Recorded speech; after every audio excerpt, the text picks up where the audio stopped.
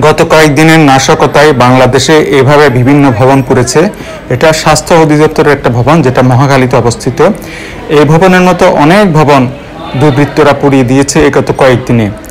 এরপরে তারা পুড়িয়ে দিয়েছে হাইওয়েতে বিভিন্ন টোল প্লাজা।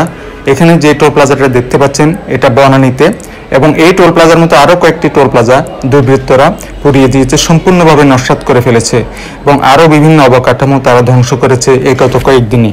দুর্বৃত্তরা একের পর এক স্থাপনা ধ্বংস করেছে এবং খুব পরিকল্পিতভাবে।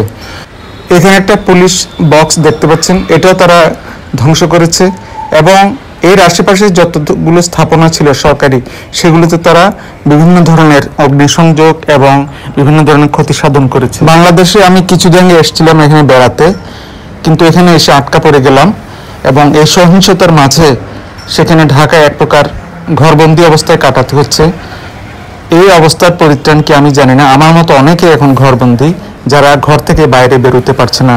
এখন সরকার এখানে কারফিউ দিয়েছে, কারফিউর কারণে মানুষ কোথাও যেতে পারছে না। আমি এই দৃশ্য ধারণ করি বনানী থেকে দাঁড়িয়ে।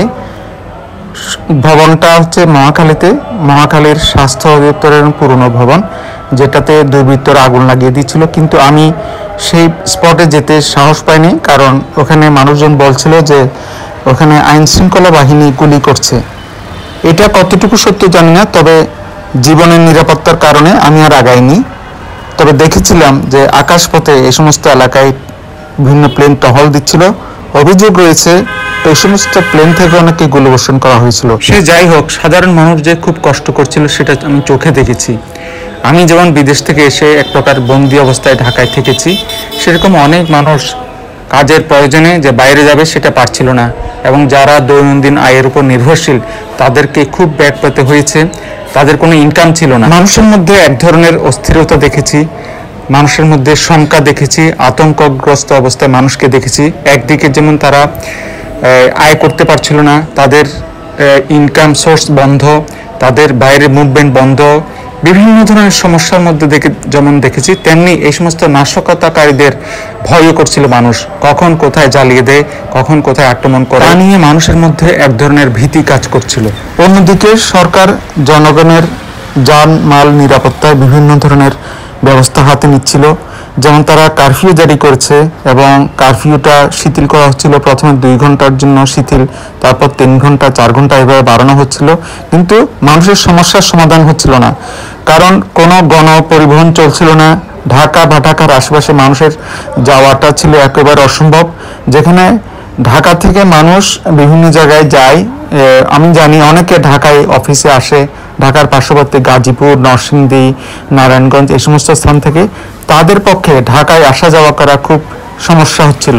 এটা সরকার অনুধাবন করতে পারছিল না। সরকার শুধুমাত্র কয়েক ঘন্টার জন্য কারফিউ শিথিল করছিল, যেখানে মানুষের যে মূল সমস্যা সেটার কোনো সমাধান হচ্ছিল না। সাধারণ মানুষের মূল সমস্যা কি সেটা সরকারকে বুঝতে হবে এবং সেভাবে সমাধান করতে হবে। সবচেয়ে বেশি বিপদগ্রস্ত হয়েছে প্রবাসীরা, যারা বাংলাদেশে এসেছিল বেড়াতে বা কোনো কাজে, পরিবারের সাথে দেখা করতে। তারা আর তাদের কর্মস্থলে ফিরে যেতে পারছিল না। অনেকের ভিসা শেষ হয়ে গেছে, তারা আবার ভিসা রিনিউ করা বা এগুলা আবার তাদের কোম্পানির সাথে যোগাযোগ করা সেটাও পারছিল না, কারণ এখানকার যে সমস্ত বিমান কর্তৃপক্ষ তারা তাদের সাথে কোনো ধরনের সহযোগিতা করছিল না। বাংলাদেশে একটা প্রবাসী কল্যাণ মন্ত্রণালয় আছে ঠিকই, কিন্তু তাদের পক্ষ থেকে কোনো ধরনের সহযোগিতা এই সমস্ত প্রবাসীদেরকে করা হয় নাই। মানুষের এই সমস্ত সমস্যার সমাধানে প্রথমে প্রয়োজন স্বাভাবিক পরিস্থিতি ফিরিয়ে আনা। একদিকে সরকার বলছে পরিস্থিতি স্বাভাবিক রয়েছে, কিন্তু অন্যদিকে তারা বিভিন্নভাবে কালক্ষেপণ করছে কারফিউ তুলতে।